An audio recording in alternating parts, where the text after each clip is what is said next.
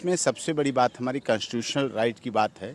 मनीष कश्यप के साथ उनको एक घटना, एक सोशल मीडिया पे चीज़ वायरल होती है तो उसके साथ बिहार में केस रजिस्टर होते हैं, इकोनॉमिक ऑफेंस यूनिट में केस रजिस्टर्ड होते हैं, तमिलनाडु में केस रजिस्टर्ड होते हैं, मदुरई में रजिस्टर्ड होते हैं, साइबर क्राइम में रजिस्टर्ड होते हैं। इतने अधिक केस रजिस्टर्ड हो गए तो उसको एक मैंने क्लब की मांग की है कि उस याचिका के द्वारा विभिन्न केस एक साथ हों, इकट्ठे हों, क्लब हों।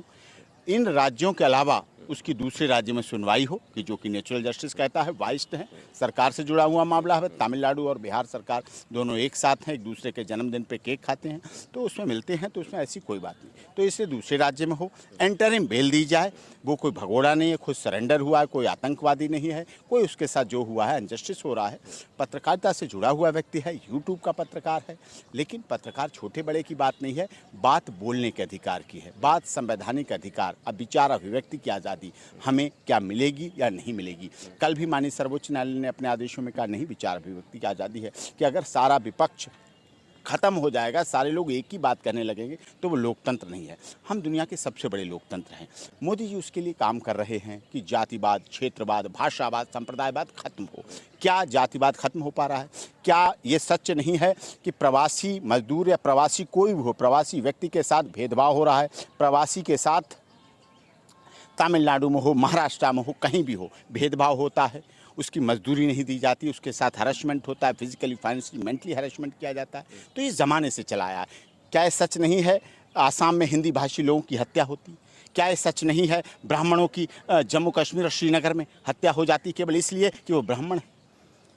आसाम में हिंदी बोलने वाले की हत्या हो जाती है। क्या ये सच नहीं तमिलनाडु में हिंदी के साथ भेदभाव की बात आई, खबरों में आई, सब अखबारों चैनल में आई, लेकिन टारगेट केवल मनीष कश्यप किया गया। मनीष कश्यप को गिरफ्तार किया गया और अब तो उस पर NSA लगा दी गई है। कल रात मदुरई कोर्ट ने भेज दिया वापस पटना आने के लिए, बीच में ख़त्म हो गया उसका, तो उस पर NSA लगा दी गई है। कल रात मदुरई कोर्ट ने भेज दिया वापस पटना आने के लिए, बीच में ख़त्म हो गया उसका काम, हो गया, इन्वेस्टिगेशन हो गई पूरी, तो उसको वापस भेज दिया PC रिमांड ख़त्म करके।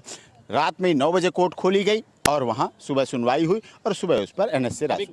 मनीष कश्यप की थोड़ी एक गलती भी मानता हूँ मैं। एक तो वो राजनीति और पत्रकार को मिक्स कर लिया। पत्रकारिता और राजनीति को मिक्स नहीं किया जाता है।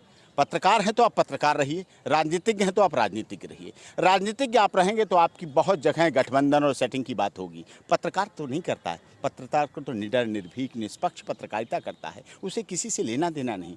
उसकी एक गलती। दूसरी कि मैं बिहार सरकार गिरा दूंगा, मैं तेजस्वी के मुख्यमंत्री नहीं बनने दूंगा, ये वर्डिंग उसकी गलत थी। मैं इस बात मानता हूँ, वकील होने के नाते गलत मानता हूँ। और लेकिन ककड़ी के चोर को कटारी से नहीं काटा जाना चाहिए। ककड़ी के चोर को आप कटारी से ना काटें, मेरा यही अनुरोध है। गलती उससे हुई है, उस गलती का प्रायश्चित जेल में, रिमांड में, केस में लग रहा है। माननीय सर्वोच्च न्यायालय तक याचिका आ गई, अब उसको इतना नहीं किया जाना चाहिए। तेजस्वी यादव भी उप मुख्यमंत्री है, उसके अंदर राबड़ी देवी का, लालू यादव का खून है, उनका पुत्र है, बिहार की राजनीति से जन्म से लेकर अब तक साथ है। ऐसा नहीं है, उसने भी दमन भी देखा है। उसकी बहन का जन्म ही मीसा का मेंटेनेंस इंटरनल सिक्योरिटी एक्ट जब चल रहा था उस समय हुआ और लालू यादव जी ने बड़े गर्व से उसका नाम मीसा रखा। तो वो सब चीज़ें देख चुके हैं, कर चुके हैं, लेकिन आज सत्ता में है।